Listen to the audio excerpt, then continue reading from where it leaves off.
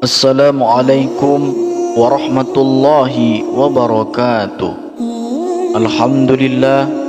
Alhamdulillahilladzi arsala rasulahu bil huda wa dinil haq liyudhhirahu 'alad dini kulli wa kafa billahi shahida.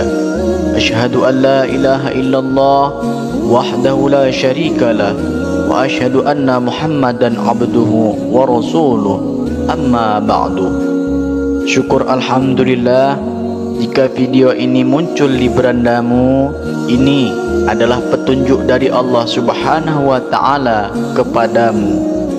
Setidaknya sempatkanlah menulis salawat kepada Nabi Muhammad sallallahu alaihi wasallam di dalam kolom komentar.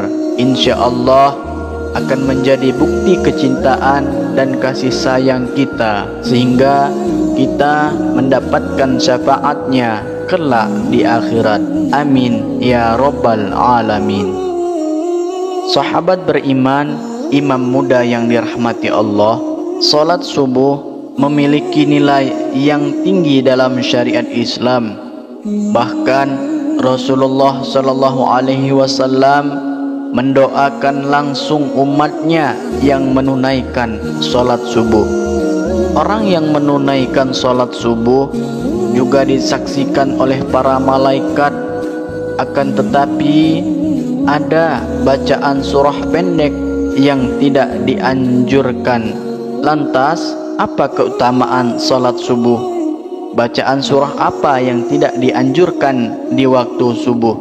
Benarkah malaikat menyaksikan langsung ketika kita menunaikan salat subuh? Oleh karena itu, mari kita simak video ini hingga akhir agar tidak gagal faham dan tentunya menjadi penambah ilmu pengetahuan kita serta tidak tersesat. Apa keutamaan menunaikan salat subuh? Salat subuh ditunaikan jelang terbitnya fajar, waktu di mana orang-orang dalam keadaan terlelap tidur. Betapa banyak kaum muslimin yang lalai dalam mengerjakan salat subuh. Mereka lebih memilih melanjutkan tidurnya daripada bangun untuk melaksanakan salat subuh.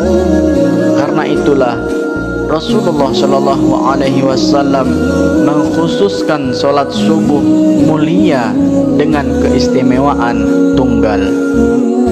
Salat subuh bahkan memiliki sifat-sifat tertentu yang tidak terulang pada salat lainnya. Saking istimewanya, orang yang mengerjakan salat subuh didoakan oleh Rasulullah sallallahu alaihi wasallam. Hal ini sebagaimana disebutkan di dalam sebuah hadis, Rasulullah sallallahu alaihi wasallam bersabda, "Ya Allah, berkahilah umatku selama mereka senang bangun subuh." Hadis riwayat Imam Tirmizi, Imam Abu Dawud, Imam Ahmad, dan Imam Ibnu Majah. Apabila Rasulullah sallallahu alaihi wasallam yang berdoa, bahkan tidak ada perantara di antara Rasulullah dengan Allah. Secara jasadiah, Rasulullah sallallahu alaihi wasallam yang paling dekat dengan Allah. Dalam hadis lain dijelaskan bahwa orang yang melaksanakan salat subuh berada dalam jaminan Allah Subhanahu wa taala. Rasulullah sallallahu alaihi wasallam bersabda, "Siapa yang menunaikan salat subuh, maka ia berada dalam jaminan Allah. Bahkan jangan kau mencari jaminan Allah dengan sesuatu selain dari salat, yang pada saat kau mendapatkannya justru kamu tergelincir ke dalam api neraka."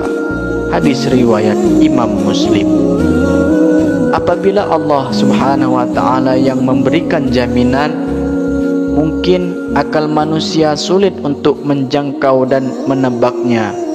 Di antara janji Allah bagi hambanya yang taat menunaikan ibadah salat subuh adalah kelak di surga nanti akan melihat Allah Subhanahu wa taala.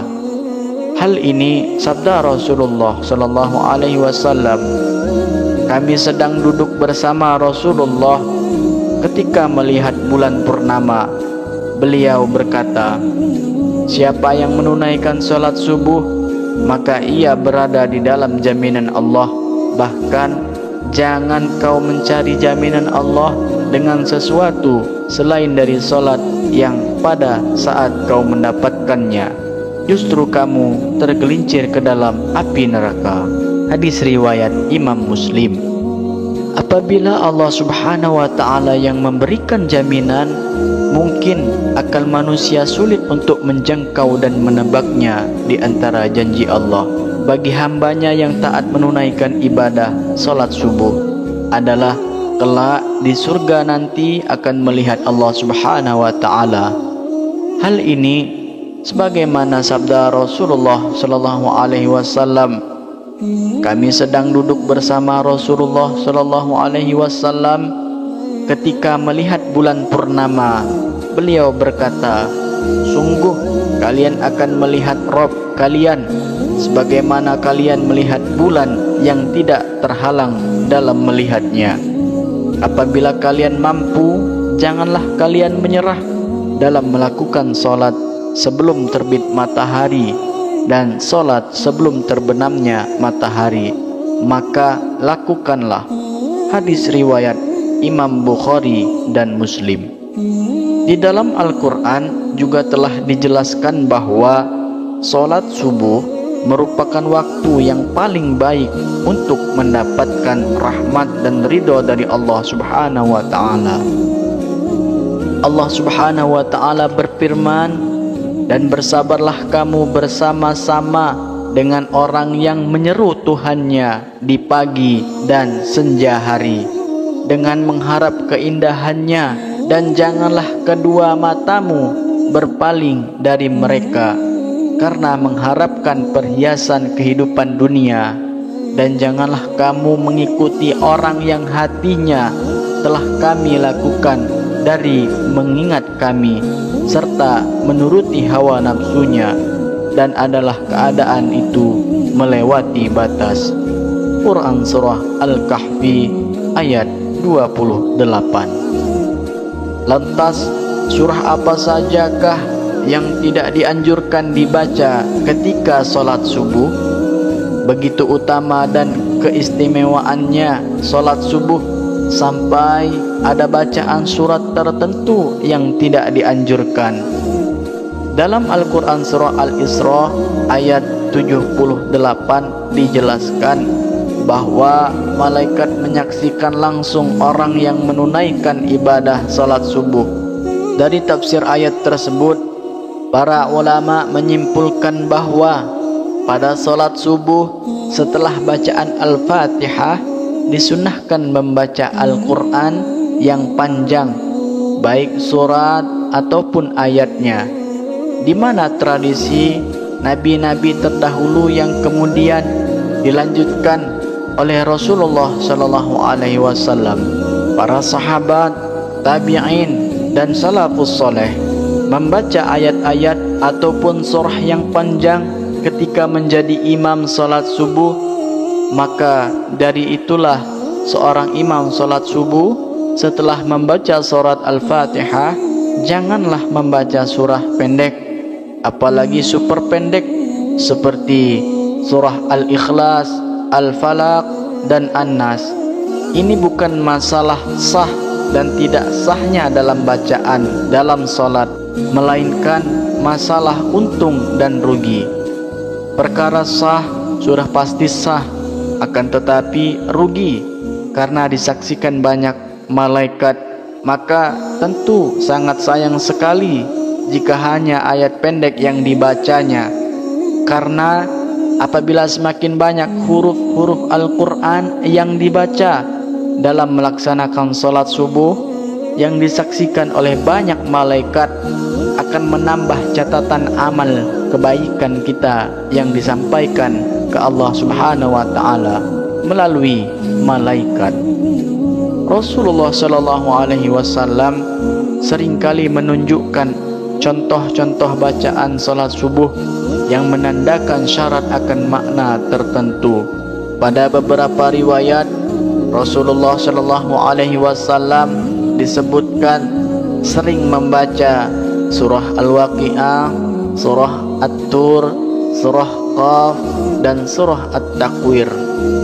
Rasulullah Shallallahu Alaihi Wasallam juga biasa membaca surah Ar-Rum, surah Yasin, dan surah As-Saffat. Dari Jabir bin Samurah, ia mengatakan Rasulullah Shallallahu Alaihi Wasallam melakukan solat-solat wajib seperti solat yang kalian lakukan sekarang ini. Akan tetapi terkadang beliau meringankannya. Solat beliau lebih ringan daripada solat kalian. Dan terkadang dalam solat fajar atau subuh beliau membaca surah Al-Waqi'ah dan surah yang semisalnya. Hadis riwayat Imam Ahmad. Salat 2 rakaat sebelum subuh atau salat qabliyah subuh juga memiliki keutamaan. Keutamaan qabliyah subuh pahalanya besar dan fadilahnya digambarkan lebih baik daripada dunia beserta isinya. Apabila seseorang mengerjakan salat subuh, niscaya ia akan dapat banyak keutamaan.